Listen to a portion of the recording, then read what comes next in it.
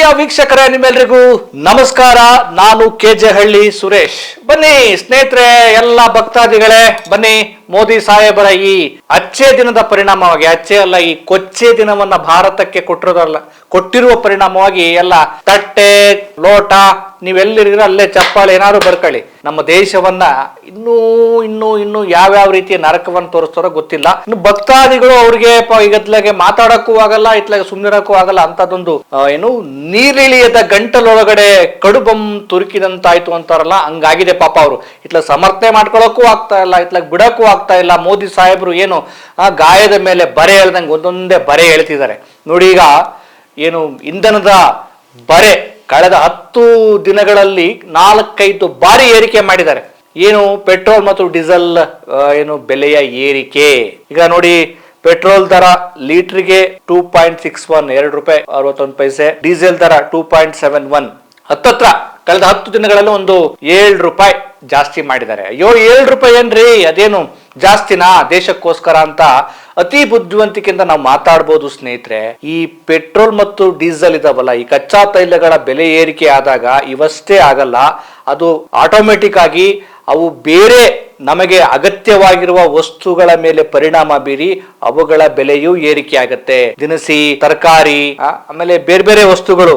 ನೋಡೀಗ ಸಾರಿಗೆ ವೆಚ್ಚ ಸಹಜವಾಗಿ ಇಂಧನ ದರ ಏರಿಕೆ ಆದ್ರೆ ಸಾರಿಗೆ ವೆಚ್ಚ ಸಹಜವಾಗಿ ಏರಿಕೆ ಆಗತ್ತೆ. ಇದನ್ನು ನಾವು ಅರ್ಥ ಮಾಡ್ಕೊಳ್ಬೇಕು, ಭಕ್ತಾದಿಗಳು ಕೂಡ ಅರ್ಥ ಮಾಡ್ಕೊಳ್ಬೇಕು. ಆಮೇಲೆ ಆಹಾರ ವಸ್ತುಗಳ ಬೆಲೆ, ಕೈಗಾರಿಕಾ ಉತ್ಪಾದನಾ ವಸ್ತುಗಳ ಬೆಲೆ, ಹೀಗೆ ಎಲ್ಲವೂ ಕೂಡ ಏರಿಕೆ ಆಗತ್ತೆ. ಇನ್ನು ಅವ್ರನ್ನ ಪ್ರೀತಿಸುವಂತ ಜನರು ಇನ್ನೂ 50 ರೂಪಾಯಿ ಆಗ್ಲಿ ರೀ, ಇನ್ನೂ 150 ರೂಪಾಯಿ ಆಗ್ಲಿ ನಾವು ಕೊಡ್ತೀವಿ ಅಂತ ಹೇಳ್ತಾರೆ. ನೀವು ಕೊಡ್ತೀರಾ ಸ್ವಾಮಿ? ನೀವು ಕೊಡ್ತೀರಾ? ನಿಮ್ಗ ಹತ್ರನೂ ಇರಲ್ಲ ಪಾಪ, ನೀವು ಜನಸಾಮಾನ್ಯರೇ ಆಗಿರ್ತೀರಿ. ಯಾರೋ ಶ್ರೀಮಂತರು ಕೊಡ್ತಾರೆ. ಆದ್ರೆ ಹೀಗೆ ಕೊನೆ ಹಂತಕ್ಕೆ ಮುಳುಗೋವರೆಗೂ ನೀವು ಸಮರ್ಥನೆ ಮಾಡ್ಕೊಳ್ತಾ ಹೋದ್ರೆ ನಾಳೆ ಮುಳುಗೆ ಹೋಗ್ಬಿಡ್ತೀರಿ.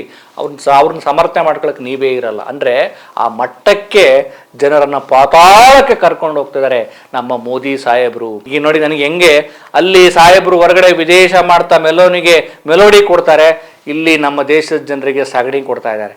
ಇನ್ನೇನು ಇದು ಇದೇನೆ. ಮತ್ತೆ ನಮ್ಮ ದೇಶದ ಜನರಿಗೆ ಇವ್ರು ಇದೇ ಕೊಡ್ತಿರೋದು, ಸಗಣಿ, ವಿಷ ಕೊಡ್ತಾ ಇದ್ದಾರೆ. ಇನ್ನೂ ಭಕ್ತರು ಸಗಣಿ ನಾವು ತಿಂತೀವಿ, ಗಂಜಲ ಕುಡಿತೀವಿ ಅಂತ ಅನ್ಕೋಬಹುದು. ಜನರಿಗೆ ಆಹಾರ ಬೇಕ್ರಿ, ಆಹಾರ ಬೇಕು, ಅವರ ಬದುಕು ಘನತೆಯನ್ನು ಕಾಣಬೇಕು. ಅದಿರ್ಲಿ, ಈಗ ನಾನು ಸ್ವಲ್ಪ ಡೀಟೇಲ್ ಆಗಿ ಹೇಳ್ತಾ ಹೋಗ್ತೀನಿ. ಈಗ ಸದ್ಯಕ್ಕೆ ಒಟ್ಟು 7.5 ಒಂದು 7-8 ರೂಪಾಯಿ ಜಾಸ್ತಿ ಆದಂಗೆ ಆಗಿದೆ. ಈಗ ಸದ್ಯಕ್ಕೀಗ ಪೆಟ್ರೋಲ್ 110 ಗಡಿ ದಾಟಿದೆ, ಡೀಸೆಲ್ 98, ಅದು 100 ಕಾಣುವ. ಇನ್ನೂ ಶತಕವನ್ನ ದಾಟಿ ಮುಂದೆ ಹೋಗುವ ಎಲ್ಲಾ ಸಾಧ್ಯತೆಗಳು ಇದಾವೆ. ಅಂದ್ರೆ ದುರ್ದಿನಗಳನ್ನ ಇನ್ನೂ ಅನುಭವಿಸ್ಬೇಕಾಗಿದೆ. ಇನ್ನು ಸ್ನೇಹಿತರೆ, ನಾವು ಇದನ್ನ ಹೇಳ್ಬೋದು ರೀ, ಬೇರೆ ದೇಶಗಳಿಗೆ ಹೋಲಿಕೆ ಮಾಡಿದ್ರೆ ನಮ್ಮ ದೇಶನೇ ಪರವಾಗಿಲ್ಲ, ಕಡಿಮೆ ಮಾಡಿದ್ದಾರೆ, ಹಾಗೆ ಹೀಗೆ ಅಂತ. ನಾವು ಅಂಕಿಅಂಶಗಳ ಮೂಲಕ ಮತ್ತು ಫ್ಯಾಕ್ಟ್ ಅನ್ನ, ಸತ್ಯಾಂಶಗಳನ್ನ, ಈ ಬಿಜೆಪಿ ಮತ್ತು ಮೋದಿ ಅವರು ಜನರಿಗೆ ಈ ಭ್ರಮಾತ್ಮಕ ಭಾಷಣಗಳ ಮೂಲಕ ಸುಳ್ಳುಗಳನ್ನ ಹೇಳಿ, ಜುಮ್ಲಾಗಳನ್ನ ಹೇಳಿ ಅವ್ರನ್ನ ಮತ್ತೆ ಅವರಿಗೆ ಬರೆ ಹೇಳಿದ್ರು ಕೂಡ ನೋವಾಗೋದಿಲ್ಲ. ಆ ರೀತಿ ಅವರನ್ನ ಒಂದು ರೀತಿ ಮಬ್ಬುತನಕ್ಕೆ ಕೂಡಿಟ್ಟಿದ್ದಾರೆ ಅಥವಾ ಮಬ್ಬುತನಕ್ಕೆ ಒಳಗಾಗಿಸಿದ್ದಾರೆ. ನಾವು ಜಾಗೃತರಾಗಿ ಸ್ವಲ್ಪ ಸತ್ಯಗಳನ್ನು ಹುಡುಕೋ ಪ್ರಯತ್ನವನ್ನ ಮಾಡೋಣ. ನೋಡಿ, ಕಳೆದ 12 ವರ್ಷಗಳಲ್ಲಿ ಮೋದಿ ಸರ್ಕಾರ ಇಂಧನದ ಮೇಲೆ ತೆರಿಗೆ ವಿಧಿಸಿರುವ ಮೂಲಕ ಎಷ್ಟು ಕಲೆಕ್ಟ್ ಮಾಡಿದ್ದಾರೆ ಗೊತ್ತಾ? ಇವರು 43 ಲಕ್ಷ ಕೋಟಿ ಹಣವನ್ನ ಸಂಗ್ರಹ ಮಾಡಿದ್ದಾರೆ. ಕಳೆದ 12 ವರ್ಷಗಳಲ್ಲಿ ಇವರು ಅಧಿಕಾರಕ್ಕೆ ಬಂದು 43 ಲಕ್ಷ ಹಣ ಸಂಗ್ರಹ ಮಾಡಿದ್ದಾರೆ. ಆ ಹಣ ಎಲ್ಲೋಯ್ತು, ಏನು ಮಾಡಿದ್ರಿ? ಇನ್ನೊಂದು ಕೇಳಬೇಕು. ಹೀಗೆ ಹೇಳ್ತಿದ್ದಾರೆ, ಬೇರೆ ಅಂತಾರಾಷ್ಟ್ರೀಯ ಮಟ್ಟದಲ್ಲಿ ಈ ತೈಲ ಬಿಕ್ಕಟ್ಟು ಉಂಟಾಗಿದೆ, ಯುದ್ಧ ನಡೀತಾ ಇದೆ, ಆರ್ಮುಜ್ಜು ಮುಚ್ಚಿದೆ ಅಂತೇಳಿ ಎಲ್ಲ ಹೇಳ್ತಾರಲ್ಲಪ್ಪ. ಈಗ ಬೇರೆ ಸಂದರ್ಭದಲ್ಲಿ ಯುದ್ಧ ಬರೋದಕ್ಕಿಂತ ಮುಂಚೆ ಕಳೆದ 12 ವರ್ಷಗಳಲ್ಲಿ ಅಂತಾರಾಷ್ಟ್ರೀಯ ಮಟ್ಟದಲ್ಲಿ ಕಚ್ಚಾ ತೈಲದ ಬೆಲೆ ಕಡಿಮೆ ಇದ್ದಾಗಲೂ ಕೂಡ ಇವರು ಪೆಟ್ರೋಲ್ ಮತ್ತು ಡೀಸೆಲ್ ಬೆಲೆಯನ್ನು ಕಡಿಮೆ ಮಾಡಬೇಕಾಗಿತ್ತು, ಅದರ ಲಾಭವನ್ನು ಜನರಿಗೆ ಕೊಡಬೇಕಾಗಿತ್ತು. ಇವ್ರು ಏನ್ ಮಾಡಿದ್ರು ಅಂದ್ರೆ ಅಂತಾರಾಷ್ಟ್ರೀಯ ಮಟ್ಟದಲ್ಲೂ ಕೂಡ ಪೆಟ್ರೋಲು, ಈ ಡೀಸೆಲ್, ಈ ಇಂಧನಗಳ ಬೆಲೆ ಕಡಿಮೆ ಇದ್ದ ಆಗಲೂ ಕೂಡ ಇವರು ದೇಶದ ಜನರಿಗೆ ಕಡಿಮೆ ಮಾಡದೆ ಆ ಲಾಭದ ಹಣವನ್ನು ಇವರು ಲೂಟಿ ಹೊಡೆದಿದ್ದಾರೆ. ಇದಕ್ಕೇನ್ ಹೇಳ್ತೀರಿ? ಅವ್ರನ್ನ ಬೆಂಬಲಿಸುವಂತವ್ರು ಈಗ ಜಾಸ್ತಿ ಇದ್ದಾಗ ಜಾಸ್ತಿ ಮಾಡಿದ್ದಾರೆ ಅಂತ ಹೇಳ್ತೀರಿ, ಓಕೆ, ಸಹಜವಾಗಿ. ಕಡಿಮೆ ಇದ್ದಾಗಲೂ ಕೂಡ ಯಾಕೆ ಇವ್ರು ಕಡಿಮೆ ಮಾಡಲಿಲ್ಲ? ಕಡಿಮೆ ಮಾಡದೆ ಆ ಜನರಿಗೆ ಆ ಭಾರವನ್ನ ಇಳಿಸದೆ ಆ ಲಾಭವನ್ನ ಲೂಟಿ ಮಾಡಿದ್ರಲ್ಲ. ಮತ್ತೆ ಇದ್ರ ಬಗ್ಗೆ ಏನ್ ಹೇಳ್ಬೇಕು? ಇದ್ರ ಬಗ್ಗೆ ಭಕ್ತಾದಿಗಳು ಮಾತಾಡ್ಬೇಕಲ್ಲ. ಇದು ಮೋಸ ತಾನೆ, ಇದು ಫ್ರಾಡ್ ತಾನೆ. 43 ಲಕ್ಷ ಕೋಟಿ 12 ವರ್ಷಗಳಲ್ಲಿ ಇವರು ಲೂಟಿ ಮಾಡಿರೋದು. ಕಡಿಮೆ ಇದ್ದಾಗಲೂ ಕೂಡ ಜಾಸ್ತಿ ಹೊಡೆದಾರೆ ಇವರು ದುಡ್ಡನ್ನ. ಇದು ಒಂದಾಯ್ತಾ? ಗೋಮಾತೆ ಗೋಮಾತೆ ಅಂತ ಇದನ್ನು ಹೇಳ್ಬೇಕಲ್ವಾ? ಮತ್ತೆ ಭಕ್ತರ ಅಥವಾ ಏನು ಭಾವನಾತ್ಮಕವಾಗಿ ಬಿಜೆಪಿ ಹೇಳುವ ವಿಚಾರಗಳಲ್ಲಿ ಈ ಗೋವಿನ ವಿಚಾರವೂ ಒಂದು. ಈ ಒಂದು ವಿಡಿಯೋ ಎಲ್ಲ ಕಡೆ ವೈರಲ್ ಆಗ್ತಾ ಇದೆ. ನಮಗೆ ಗೋವು ಬಹಳ ಇಂಪಾರ್ಟೆಂಟ್ ಅಂತ ಹೇಳ್ತಾರಲ್ಲ ಓಟ್ ಹಾಕ್ಸ್ಕೊಳ್ಳೋಕ್ಕೋಸ್ಕರ. ಈಗ ರಾಷ್ಟ್ರೀಯ ಪ್ರಾಣಿ ಮಾಡ್ರಿ ಅಂದ್ರೆ ಅವ್ರಿಗೆ ಧೈರ್ಯನೂ ಇಲ್ಲ, ಮಾಡ್ತಾರೋ ಇಲ್ಲ ಗೊತ್ತಿಲ್ಲ, ಮಾಡೋದು ಇಲ್ಲ ಬಿಡಿ. ಲಾಭ ಇದೆಯಲ್ಲ, ಯಾಕೆ ಮಾಡ್ತಾರೆ? ಗೋಮಾಂಸ ವಿದೇಶಕ್ಕೆ ಹೋದ್ರೆ ಇವ್ರಿಗೆ ಲಾಭ ಇದೆ. ಇಲ್ಲಿ ದೇಶದಲ್ಲಿ ಮಾತ್ರ ಗೋವು ಅನ್ನೋದು ಓಟ್ ಹಾಕ್ರಿ ಅನ್ನೋದು ಅಷ್ಟೇ ಇವ್ರದ್ದು. ಈಗ ನೋಡಿ, ರಾಜಸ್ಥಾನದ ಜೈಸ್ಮೇಲ್ನಲ್ಲಿ ಈಗ ಒಂದು ವಿಡಿಯೋ ಹರಿದಾಡ್ತಾ ಇದೆ. ಆ ಗೋವುಗಳ ಸ್ಥಿತಿ ಅತ್ಯಂತ ಹೀನಾಯವಾಗಿದೆ. ಕೆಲವೆಲ್ಲ ಸತ್ತು ಬಿದ್ದಿದ್ದಾವೆ, ಸೌಕಳಾಗಿದ್ದಾವೆ, ಮೂಳೆ ಚಕ್ಳ ಎಲ್ಲ ಕಾಣ್ತಾ ಇದೆ. ಇವರು ಅತ್ಯಂತ ಪೂಜನೀಯ ಭಾವದಿಂದ ನೋಡುವಂಥ ಈ ಬಿಜೆಪಿಗರು ಗೋವುಗಳನ್ನು ಇಂಥ ಹೀನಾಯ ಸ್ಥಿತಿಗೆ ತರ್ತಾರಲ್ಲ. ಇವರೇನಾದರೂ ನಿಜವಾದ ಗೋವು ಭಕ್ತರ? ಇವ್ರಿಗೇನಾದರೂ ಭಕ್ತಿ ಇದೆಯಾ? ಸುಮ್ಮನೆ ಜುಮ್ಲಾ ಮಾಡೋಕ್ಕೆ, ಜನರನ್ನು ಮರಳು ಮಾಡೋಕ್ಕೆ ಗೋವು ಅಂತಾರೆ. ಆ ವಿಡಿಯೋ ಎಲ್ಲ ಹರಿದಾಡ್ತಾ ಇದೆ. ಇನ್ನು ಪಶ್ಚಿಮ ಬಂಗಾಳದಲ್ಲಿ ಪಾಪ ಅಲ್ಲಿನ ಹಿಂದೂ ರೈತರ ಸ್ಥಿತಿ ಹೇಳತ್ತಿರೋದು. ಮುಸ್ಲಿಮ್ರಲ್ಲ, ಪಶ್ಚಿಮ ಬಂಗಾಳದಲ್ಲಿ ಅಧಿಕಾರದಲ್ಲಿರುವಂಥ ಬಿಜೆಪಿ ಸರ್ಕಾರದಲ್ಲಿ ಹಿಂದೂ ರೈತರು ನರಕ ಯಾತನೆ ಅನುಭವಿಸ್ತಿದ್ದಾರೆ. ಯಾಕಂದರೆ ತಮ್ಮ ಜಾನುವಾರುಗಳನ್ನು ಮಾರಾಟ ಮಾಡಿ ಹೊಟ್ಟೆ ತುಂಬಿಸ್ಕೊಳ್ತಿದ್ದಂಥ ರೈತರು ಮತ್ತು ಅಲ್ಲಿನ ವ್ಯಾಪಾರಿಗಳು ಈ ಬಿಜೆಪಿ ಸರ್ಕಾರದ ಕಾರಣಕ್ಕೋಸ್ಕರ ಒದ್ದಾಡ್ತಾ ಇದ್ದಾರೆ. ಆ ಗೋವುಗಳನ್ನ ಸಾಕಾಗದೆ ಬೀದಿಗೆ ಬಿಡ್ತಾ ಇದ್ದಾರೆ. ಇದು ಅಚ್ಚೇ ದಿನ್. ಹೊಡಿರಿ ತಟ್ಟೆ ಲೋಟ ಹೊಡಿರಿ ಭಕ್ತಾದಿಗಳು. ಇನ್ನು ಪ್ರಮೋದ್ ಮುತಾಲಿಕ್ ಅವರು ಈಗ ಸ್ಟೇಟ್ಮೆಂಟ್ ಕೊಟ್ಬಿಟ್ಟಿದ್ದಾರೆ. ಏನ್ರಿ ಅನ್ಯಾಯ ಇದು, ಈ ಮನುಷ್ಯನಿಗೆ ಗೊತ್ತೇ ಆಗಿಲ್ಲ. ಇವ್ರು ಬಾಯಿ ಬಿಟ್ರೆ ಗೋಮಾತೆ, ಬಾಯಿ ಬಿಟ್ರೆ ಹಿಂದೂ ಮತ್ತು ಶ್ರೀರಾಮ ಸೇನೆ, ಹಾಗೆ ಹೀಗೆ ನಾವು ದೇಶ ರಕ್ಷಣೆ ಅಂತ ಹೇಳ್ತಾರಲ್ಲ. ಈಗ ಯಾರೋ ಪಾಪ ಅವ್ರಿಗೆ ಒಂದಷ್ಟು ಅಂಕಿಅಂಶ ಕೊಟ್ಟಿದ್ದಾರೆ.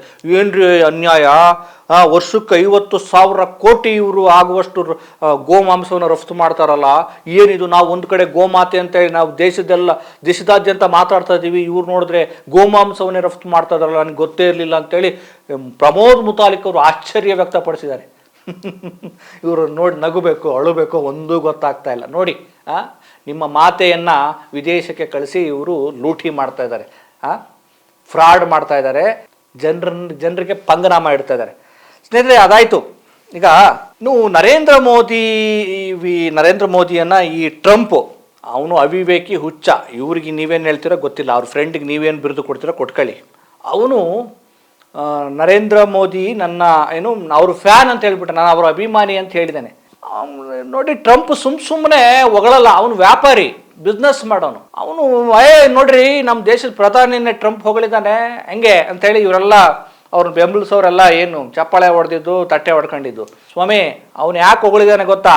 ನಮ್ಮ ದೇಶಕ್ಕೆ ಇವರು ಕೊಚ್ಚೆ ದಿನ ಕೊಟ್ಟು ಅಮೇರಿಕಕ್ಕೆ ಅಚ್ಚೆ ದಿನ ಮಾಡಕ್ಕೆ ಹೊರಟಿದ್ದಾರೆ.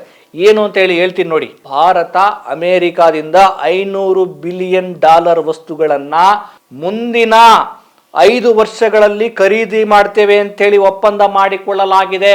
ನಮ್ಮ ಸಾಹೇಬರು ನಮ್ಮ ದೇಶದ ರೈತರ ಹಿತಾಸಕ್ತಿಯನ್ನು ಬಲಿ ಕೊಟ್ಬಿಟ್ಟು ನಿಮಗೆ 0 ತಾರೀಫು, ನಿಮಗೆ ಟ್ಯಾಕ್ಸು ಇಲ್ಲ, ಏನು ಆರಾಮಾಗಿ ನೀವು ನಿಮ್ಮ ಪ್ರಾಡಕ್ಟ್ಗಳನ್ನ ಕಳಿಸಿ ಇಲ್ಲಿ ಮಾರಾಟ ಮಾಡಿ ಅಂತ ಹೇಳಿ ನಮ್ಮ ದೇಶದ ಜನರಿಗೆ ಪಂಗನಾಮ ಇಟ್ಬಿಟ್ಟು ಈಗ ನೋಡಿ $500 ಬಿಲಿಯನ್ ವಸ್ತುಗಳನ್ನು ಮುಂದಿನ 5 ವರ್ಷಗಳು ನಾವು ಅಮೆರಿಕದ ವಸ್ತುಗಳನ್ನ ನಾವು ಖರೀದಿ ಮಾಡ್ತೇವೆ ಅಂತೇಳಿ ಒಪ್ಪಂದ ಮಾಡ್ಕೊಂಡಿದ್ದಾರೆ. ಹಾಗಿದ್ರೆ ಏನಿದು $500 ಬಿಲಿಯನ್ ಅಂದ್ರೆ ಇವತ್ತಿನ ಡಾಲರ್ ಆಧಾರದಲ್ಲಿ ನಾವು ಲೆಕ್ಕಾಚಾರ ಮಾಡಿದ್ರೆ 41 ರಿಂದ 43 ಲಕ್ಷ ಕೋಟಿ. $500 ಬಿಲಿಯನ್ ಅಂದ್ರೆ 41 ರಿಂದ 43 ಲಕ್ಷ ಕೋಟಿ ಹಣದ ವ್ಯಾಪಾರವನ್ನ ನಾವು ಟ್ರಂಪ್ ಸಾಹೇಬರಿಗೆ ಮಾಡಿಕೊಡ್ತಾ ಇದ್ದೀವಿ. ಅಂದ್ರೆ ಅಷ್ಟು ವಸ್ತುಗಳನ್ನ ನಾವು 43 ಲಕ್ಷ ಕೋಟಿಯಷ್ಟು ವಸ್ತುಗಳನ್ನ ನಾವು ಅಮೆರಿಕದಿಂದ ಖರೀದಿ ಮಾಡ್ತಾ ಇದೀವಿ, ಅವ್ರಿಗೆ ಲಾಭ ಮಾಡ್ಕೊಡ್ತಾ ಇದೀವಿ. ಹೆಂಗೆ ಟ್ರಂಪ್ ನಾನು ಮೋದಿ ಅಭಿಮಾನಿ ಅಂತ ಯಾಕೆ ಹೇಳ್ದ ಹೇಳಿ? ಇದಕ್ಕೆ ನಮ್ಮ ದೇಶಕ್ಕೆ ಏನಪ್ಪ ಮಾಡಿಕೊಟ್ಟೆ, ಅಮೇರಿಕದಿಂದ ನಮ್ಮ ದೇಶಕ್ಕೆ ಏನು ಲಾಭ ಮಾಡಿದ್ರಿ ಸಾಹೇಬ್ರೆ, ಮೋದಿ ಅವರೇ ಅಂಥೇಳಿ ನಾನು ಕೇಳೋದಲ್ಲ, ಅವ್ರನ್ನ ಅತ್ಯಂತ ಆಪ್ತವಾಗಿ ಪ್ರೀತಿಸುವ ಭಕ್ತ ವಲಯ ಕೇಳಬೇಕು. ಯಾಕೆ ಕೇಳ್ತಾರೆ? ಅವ್ರ ತಲೆಯಲ್ಲಿ ಸಗಣಿ ಮತ್ತು ಮಬ್ಬು ತುಂಬಿಕೊಂಡಿರೋದ್ರಿಂದ ಅವರು ಕೇಳುವ ಸ್ಥಿತಿಯಲ್ಲಿಲ್ಲ, ಅವರು ಚಿಂತಾಜನಕ ಸ್ಥಿತಿಯಲ್ಲಿದ್ದಾರೆ. ನೋಡಿ, ಅಮೇರಿಕಕ್ಕೆ ಎಷ್ಟು ಲಾಭ ಮಾಡಿಕೊಡ್ತಾರೆ. 5 ವರ್ಷಗಳಲ್ಲಿ 43 ಲಕ್ಷ ಕೋಟಿ ಅವರು ಖರೀದಿ ಮಾಡ್ತಾರಂತೆ ಭಾರತ. ಇಲ್ಲಿ ನಾವು ಸಾಯ್ತಾ ಬಿದ್ದಿದ್ದೀವಿ. ಇನ್ನು ಹೊಗಳದೇ ಇರ್ತಾನ. ಇನ್ನೊಂದು ವಿಚಾರ, ಇಂಪಾರ್ಟೆಂಟ್ ವಿಚಾರ ನೋಡಿ. ಸ್ವಲ್ಪ ದೇಶದ ಅಧಿಕಾರವನ್ನು ವಿವೇಕ ಇರುವಂಥ ವ್ಯಕ್ತಿಗಳಿಗೆ, ಒಂದು ಆರ್ಥಿಕವಾಗಿ, ಸಾಮಾಜಿಕವಾಗಿ, ಸಾಂಸ್ಕೃತಿಕವಾಗಿ ಪ್ರೌಢಿಮೆ ಇರುವಂಥ ವ್ಯಕ್ತಿಗಳಿಗೆ ನಾವು ಅಧಿಕಾರ ಸ್ಥಾನ ಕೊಡಬೇಕು, ಇಲ್ಲ ಅಂದರೆ ಬರೀ ಭಾಷಣಗಳ ಮೂಲಕ ಜುಮ್ಲಾಗಳ ಮೂಲಕ ನಮಗೆ ಮೋಸ ಮಾಡ್ತಾರೆ. ಮನಮೋಹನ್ ಸಿಂಗ್ ಅವರು ಈ ದೇಶದ ಪ್ರಧಾನಿಯಾದ ಸಂದರ್ಭದಲ್ಲಿ ಅವರು ಎಂಥ ಚಾಣಾಕ್ಷತನವನ್ನು ಮೆರೆದಿದ್ರು. ತೈಲ ಬಿಕ್ಕಟ್ಟು ಇವತ್ತು ಉಂಟಾಗಿದೆಯಲ್ಲ, ಆ ಸಂದರ್ಭದಲ್ಲಿ ಅವರೇನು ಮಾಡಿದ್ರು ಅಂತ ನಾನು ಹೇಳ್ತೀನಿ ನೋಡಿ. ಈ ಅಮೇರಿಕ ಎಲ್ಲ ದೇಶಗಳ ಮೇಲೆ ಆರ್ಥಿಕ ನಿರ್ಬಂಧನ ಹೇರೇ ಇರ್ತಾರೆ ಇವರು. ಅಂತ ಸಂದರ್ಭದಲ್ಲಿ ಅಮೇರಿಕ ಇರಾನ್ ಮೇಲೆ ಆರ್ಥಿಕ ನಿರ್ಬಂಧವನ್ನ ಹೇರಲಾಗಿತ್ತು. ಭಾರತಕ್ಕೆ ಡಾಲರ್ ಅಥವಾ ಯೂರೋ ಮೂಲಕ ತೈಲಕ್ಕೆ ಹಣ ಪಾವತಿಸುವ, ಅಂದ್ರೆ ಈ ಆರ್ಥಿಕ ನಿರ್ಬಂಧವನ್ನ ಇರಾನ್ ಮೇಲೆ ಅಮೆರಿಕ ಹೇರಿರುವ ಕಾರಣಕ್ಕೋಸ್ಕರ ನಾವು ಯೂರೋ ಮೂಲಕ ತೈಲವನ್ನ ಖರೀದಿ ಮಾಡೋದಕ್ಕೆ ನಮಗೆ ಕಷ್ಟ ಆಗಿತ್ತು. ಆಗ ಅಮೇರಿಕದ ಒತ್ತಡಕ್ಕೆ ಮಣಿಯದೆ ಈ ದೇಶದ ಪ್ರಧಾನಿಯಾಗಿದ್ದಂತಹ ಮನಮೋಹನ್ ಸಿಂಗ್ ಅವರು ಒಂದು ಬುದ್ಧಿವಂತಿಕೆಯನ್ನ ಮಾಡ್ತಾರೆ, ಒಂದು ಒಳ್ಳೆಯ ಒಪ್ಪಂದ ಮಾಡ್ತಾರೆ ಮಾತುಕತೆಯ ಮೂಲಕ. ಯಾರ ಜೊತೆ? ಇರಾನ್ ಜೊತೆ. ಯಾಕೆಂದ್ರೆ ಡಾಲರ್ ಮೂಲಕ ನಾವೇನಾದರೂ ಖರೀದಿ ಮಾಡಿದ್ರೆ ನಮಗೆ ಬಹಳ ಹೊಡೆತ. ಯಾಕಂದ್ರೆ ಡಾಲರ್ ಮೂಲಕ ನಾವು ರೂಪಾಯಿ ವ್ಯವಹಾರ ಮಾಡಿದ್ರೆ ಬದುಕಕ್ಕಾಗತ್ತಾ? ಬುದ್ಧಿವಂತಿಕೆ ಬೇಕು. ಈಗ ಇವರೆಲ್ಲ ಡಾಲರ್ ಮೂಲಕವೇ ವ್ಯಾಪಾರ ಮಾಡೋ ಸ್ಥಿತಿ ಬಂದಿದೆ. ಆಗ ಮನಮೋಹನ್ ಸಿಂಗ್ ಅವರು ಒಂದು ಬುದ್ಧಿವಂತಿಕೆಯನ್ನ ಮಾಡ್ತಾರೆ. ಇರಾನ್ ಜೊತೆ ಒಂದು ಒಳ್ಳೆಯ ಮಾತುಕತೆಯನ್ನ ಮಾಡುವ ಮೂಲಕ ಏನ್ ಮಾಡ್ತಾರೆ ಅಂದ್ರೆ ಭಾರತೀಯ ರೂಪಾಯಿ ಆಧಾರಿತ ವಿಶೇಷ ಪಾವತಿ ವ್ಯವಸ್ಥೆ ಅಂತ ಮಾಡ್ತಾರೆ. ಭಾರತೀಯ ರೂಪಾಯಿ ಆಧಾರಿತ ವಿಶೇಷ ಪಾವತಿ ವ್ಯವಸ್ಥೆ ಅಂತ ಅವರು ಜಾರಿಗೆ ತರ್ತಾರೆ. ಈ ಒಂದು ಯೋಜನೆಯ ಪ್ರಕಾರ ಏನು ಅಂದ್ರೆ, ಈ ವ್ಯವಸ್ಥೆಯಲ್ಲಿ ಭಾರತ ತೈಲ ಕಂಪನಿಗಳು, ನಮ್ಮ ದೇಶದ ತೈಲ ಕಂಪನಿಗಳು ಇರಾನ್ನಿಂದ ಆಮದು ಮಾಡಿಕೊಂಡಂತಹ ಕಚ್ಚಾ ತೈಲದ ಒಟ್ಟು ಮೊತ್ತದ, ಮನಮೋಹನ್ ಸಿಂಗ್ ಅವರು ಈ ವಿಶೇಷ ವ್ಯವಸ್ಥೆಯಲ್ಲಿ ಭಾರತದ ತೈಲ ಕಂಪನಿಗಳು ಇರಾನ್ನಿಂದ ಆಮದು ಮಾಡಿಕೊಂಡಂತಹ ಕಚ್ಚಾ ತೈಲದ ಒಟ್ಟು ಮೊತ್ತದ ಸರಿಸುಮಾರು 45% ಹಣವನ್ನ, ಅಂದ್ರೆ ಕೋಲ್ಕತ್ತಾದ ಯುಕೋ ಬ್ಯಾಂಕ್ನಲ್ಲಿ ಕೋಲ್ಕತ್ತಾದ ಇರಾನ್ ಬ್ಯಾಂಕಲ್ಲಿ ಇರಾನ್ ಸರ್ಕಾರ ಹೊಂದಿದಂಥ ವಿಶೇಷ ರೂಪಾಯಿ ಖಾತೆಗೆ ಜಮಾ ಮಾಡ್ತಾ ಇದ್ರು. ಅಂದರೆ ಡಾಲರ್ ಮೊತ್ತದಲ್ಲಿ ಖರೀದಿ ಮಾಡದೆ ಆ ಒಟ್ಟು ಮೊತ್ತದ ತೈಲವನ್ನ ನಾವು ತರಿಸ್ಕೊಂಡ ಒಟ್ಟು ಮೊತ್ತದ 45% ಹಣವನ್ನ ಎಲ್ಲಿ ಕೋಲ್ಕತ್ತಾದ ಯುಕೋ ಬ್ಯಾಂಕ್ನಲ್ಲಿ ಅವರು ಜಮಾ ಮಾಡ್ತಾ ಇದ್ರು. ಇದರಿಂದ ಇರಾನ್ ದೇಶವು ಈ ರೂಪಾಯಿಯನ್ನ, ಅಂದ್ರೆ ಜಮಾ ಮಾಡಿದಂಥ ಈ ರೂಪಾಯಿಯನ್ನ ಬಳಸಿ ಭಾರತದಿಂದ ಬಾಸುಮತಿ ಅಕ್ಕಿಯನ್ನ, ಆಮೇಲೆ ಚಹಾ, ಸಕ್ಕರೆ, ಔಷಧಿ, ಆಮೇಲೆ ಇಂಜಿನಿಯರ್ ವಿಭಾಗಕ್ಕೆ ಸಂಬಂಧಪಟ್ಟಂತ ಉಪಕರಣಗಳನ್ನ ಅದು ತರಿಸ್ಕೊಳ್ತಾ ಇತ್ತು, ಆಮದು ಮಾಡ್ಕೊಳ್ತಾ ಇತ್ತು. ಒಂದು ರೀತಿ ಇದು ಯಾವ ರೀತಿ ಅಂದ್ರೆ ಡಾಲರ್ ಬದಲಿಗೆ ಒಂದು ರೀತಿ ವಸ್ತು ವಿನಿಮಯ. ನಾವು ನಿಮಗೆ ರೂಪಾಯಿ ಲೆಕ್ಕದಲ್ಲಿ ತೈಲವನ್ನ ಕಳಿಸ್ತೇವೆ, ನೀವು ನಮಗೆ ಬೇಕಾದಂಥ ಚಹಾ ಆಗಲಿ, ಬಾಸುಮತಿ ಅಕ್ಕಿ ಆಗಲಿ ವಸ್ತುಗಳನ್ನು, ನಮಗೆ ತೈಲದ ಬದಲಾಗಿ ನಮಗೆ ಅಗತ್ಯವಿರೋ ವಸ್ತುಗಳನ್ನು ಕಳಿಸಿ ಅಂತೇಳಿ ಎರಡೂ ದೇಶಗಳು ಈ ಡಾಲರನ್ನು ಬಿಟ್ಟು ಒಂದು ವಸ್ತುಗಳ ವಿನಿಮಯ ಮಾಡಿಕೊಳ್ಳುವ ಮೂಲಕ ಪರಸ್ಪರ ಪೂರಕವಾಗಿ ಒಂದು ಒಳ್ಳೆಯ ವ್ಯವಸ್ಥೆಯನ್ನು ಮಾಡ್ಕೊಂಡಿದ್ರು. ಹಾಗಾಗಿ ಡಾಲರ್ ಇಲ್ಲದೆಯೂ ಕೂಡ ತೈಲ ಖರೀದಿಯನ್ನು ಯಶಸ್ವಿಯಾಗಿ ಮುಂದುವರಿಸಲು, ಡಾಲರ್ ಇಲ್ಲದೆ ತೈಲ ಖರೀದಿಯನ್ನು ಯಶಸ್ವಿಯಾಗಿ ಮುಂದುವರಿಸಲು ಮನಮೋಹನ್ ಸಿಂಗ್ ಸರ್ಕಾರಕ್ಕೆ ಸಾಧ್ಯ ಆಗಿದೆ. ಆದರೆ ಮೋದಿ ಆಡಳಿತದಲ್ಲಿ ಏನಾಗಿದೆ? ಮೋದಿ ಆಡಳಿತದಲ್ಲಿ ಡಾಲರ್ ಮೂಲಕವೇ ಆಮದು ಮಾಡಿಕೊಳ್ಳುವ, ಕಚ್ಚಾ ತೈಲವನ್ನು ಆಮದು ಮಾಡಿಕೊಳ್ಳುವಂಥ ವ್ಯವಸ್ಥೆ ಬಂದಿದೆ.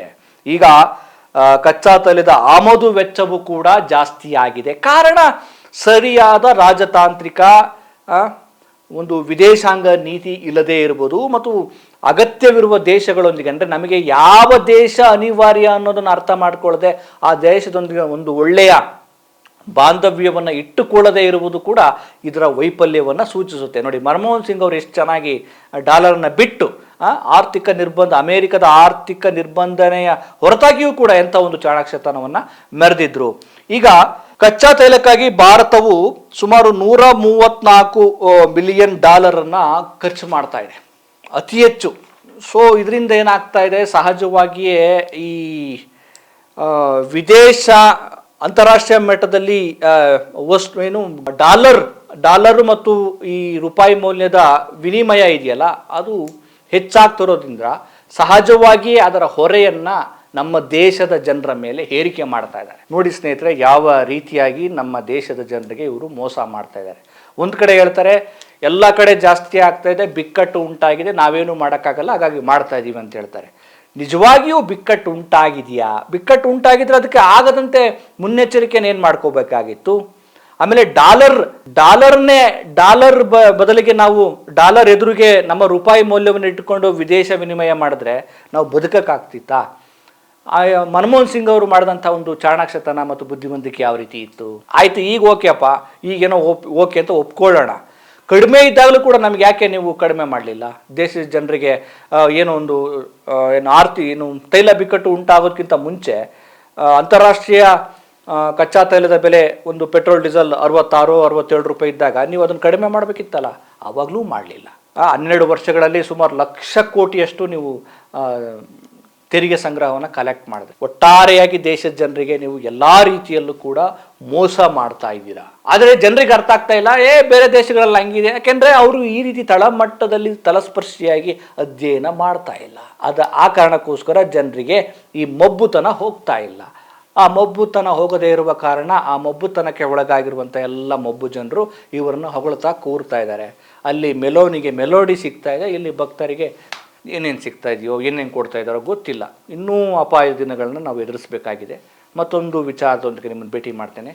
ನಮಸ್ಕಾರ.